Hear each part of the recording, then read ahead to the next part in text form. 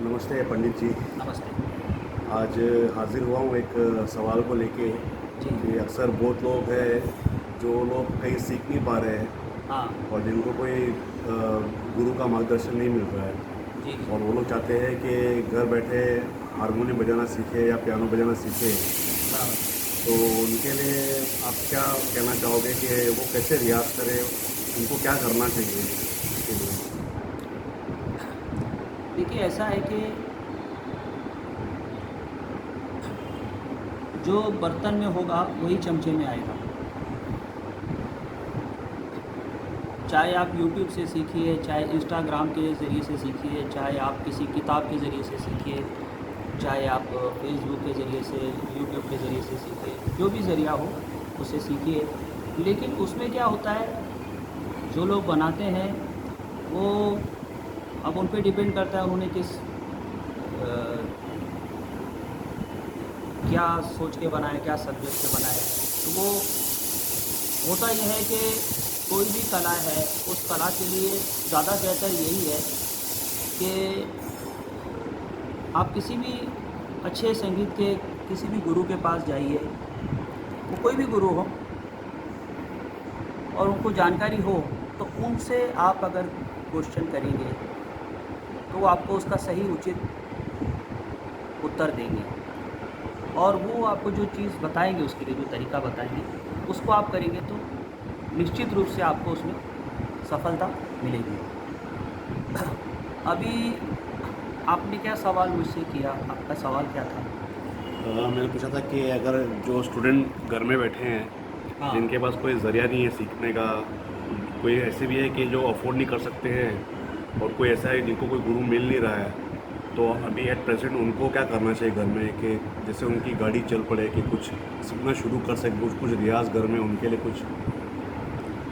अभी इसके लिए तो ऐसा है कि देखिए, दीक्षा शिक्षा परीक्षा गुरुजनों ने बताया कि देखो सीखो परखो। तो पहली बात तो ये है कि बिना गुरु के आप सीखेंगे तो आपको प्रॉब्लम आएगी। गुरु के का होना बहुत ज़रूरी है। कोई भी गुरु हो उसके पास आप जाइए, वो आपको जो तरीका विधि बताएगा उससे आप करेंगे तो वो आपके लिए प्रॉपर सही तो वही है। और जो लोग कुछ आसान या शॉर्टकट मार्ग चाहते हैं, तो उसके लिए ये है कि यूट्यूब पे भी बहुत म्यूज़िकल चीज़ें आती हैं, फेसबुक पे, इंस्टाग्राम पे भी आजकल कई माध्यम से बहुत कुछ आता है म्यूज़िक से संबंधित। और ऐसा नहीं उसमें म्यूज़िक होता भी है, लेकिन उन चीज़ों को समझना पड़ता है, करना पड़ता है। और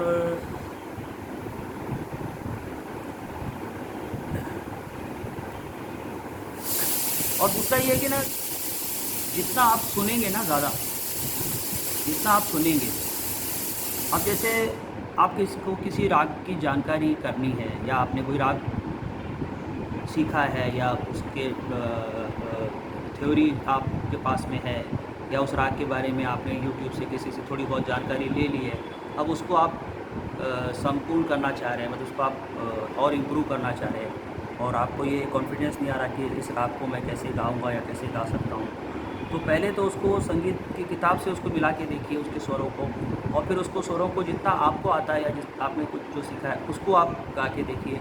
और फिर जो जैसे जो अच्छे-अच्छे जो कलाकार हैं, जो गुणी लोग हैं, उस्ताद लोग हैं, कि ज़रूरी नहीं कि अगर आपको कोई राग अगर सुनना हो तो उसमें आप किसी गवैये का भी कोई सुन सकते हैं उसी राग पे आधारित, और इंस्ट्रूमेंटल भी आप सुन सकते हैं, सितार सुन सकते हैं। सितार में भी वो राग बजेगा तो आपको उसके सुर समझ में आ जाएँगे। सितार है, सारंगी है, अ, वायलिन है, फ्लूट है। तो जितना आप सुनेंगे ना, तो सुनने से भी आपको काफ़ी आएगा। लेकिन इसकी जो ट्रिक है या इसका जो करने का जो तरीका है, वो तरीका आपको कोई ना कोई टीचर, इसका मास्टर, जो गुरु, वही दे सकता है। तो अब मैं आपको कुछ भी ऐसा जवाब दूँ, तो ऐसे नहीं है। मैं जहाँ तक मेरी जानकारी है, मैं जो है, जो सच है, जो है, वही मैं आपको इसका जवाब दे रहा हूँ।